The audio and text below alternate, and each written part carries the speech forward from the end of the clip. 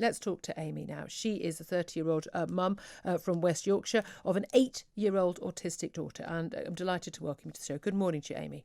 Morning, you all right? Very, very much right. Really appreciate you joining us. Now, tell us what you've been going through, because I think everyone with a parent has been really worried about their youngsters, but you have got particular issues to deal with.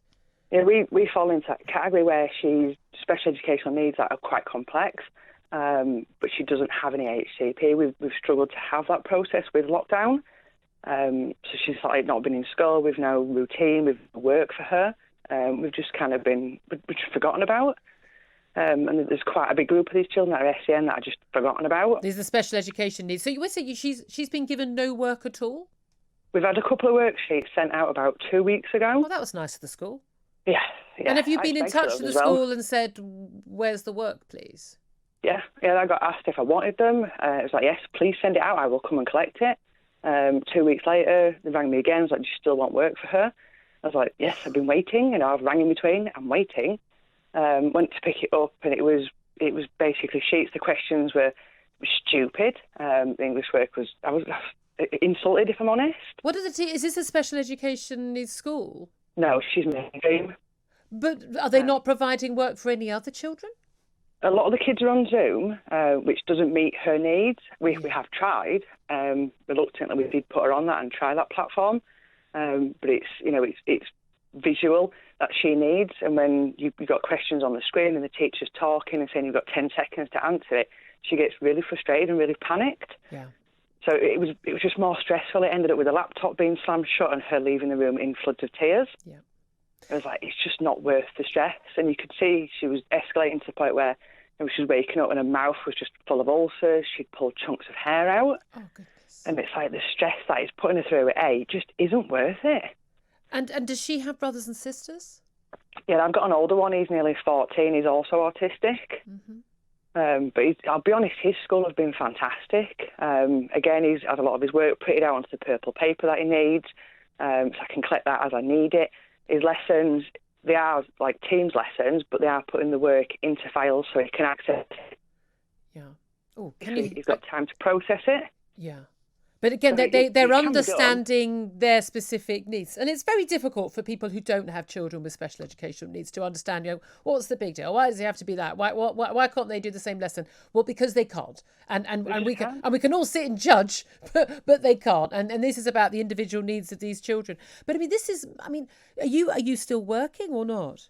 No, I'm technically her full-time carer now. Yeah. I have been for about a year. Mm-hmm.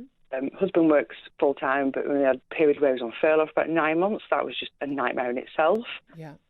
So he lost me working, then he loses part of his wage. It's just so that you had to give up. You've had to give up work to look after her because she's not at school, and you can't possibly leave her at home. Yeah, we alone. hit a point with the first lockdown where her epilepsy became a real issue.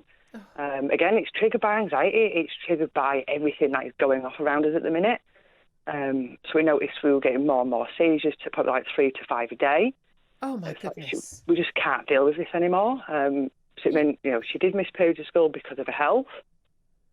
But we can't go to the neurologist because obviously that's shut down. We waited 8 months for a new EEG to be done, and we're now waiting to see him again as a result for that. And why have they shut the services? They say they just simply can't manage it, or there's a long waiting list. Because, again, when people say COVID, I always think, well, what do they mean by that? They're saying they can't do the EEGs. They couldn't do it because it's close contact. It means sticking 22 little electrodes to her head. Why can't they wear a hazmat suit? I don't know. We'll buy them. They didn't want the parents present either. I was like, but she's 8 and she's hard of hearing. She's got all these learning difficulties. Oh. She can't be there by herself. It is almost like, the people in charge of caring for our children who paid to care, the health workers, the education workers. Again, many of them are doing a brilliant job, really working hard. But there are so many who are failing to understand the individual needs, and it's almost like a computer says no reaction. Computer says no, and forget about your kid. And I can't. The stress levels that most parents are under right now. But the idea that I'd be sitting at home with an 8-year-old, lost work, worrying about finances, with a child who's not getting any education at all, who's pulling clumps of hair out, is having 5 epileptic fits a day. My heart goes out to you, Amy. You are a stronger woman than I am. Really stressful. It's put my mental health under a lot of pressure. I'm surprised. Because you get up on the morning and you see how upset she is because it's just not normal. No. And she desperately wants to be normal and do what the other kids are doing. And I feel like I've failed her because, as much as I argue with the schools and I argue with the professionals, nobody cares. That's just, and I need you, because I emailed school the other day to see if I could get some work and, could we put her back on Zoom? Can I have the rota so I know what's coming up for her? Because she needs that routine. And the immediate reaction from them was, no, because of the global pandemic. And I can screenshot that and send you it. No, because of the global pandemic. I'm like, are you for real? Again, it's one thing when people say we can't answer your phone call at the bank because of that. It's another thing where we can't actually do the job we are legally required to do for your child. I mean, if you pulled your kid out of school yourself, you'd be prosecuted for it.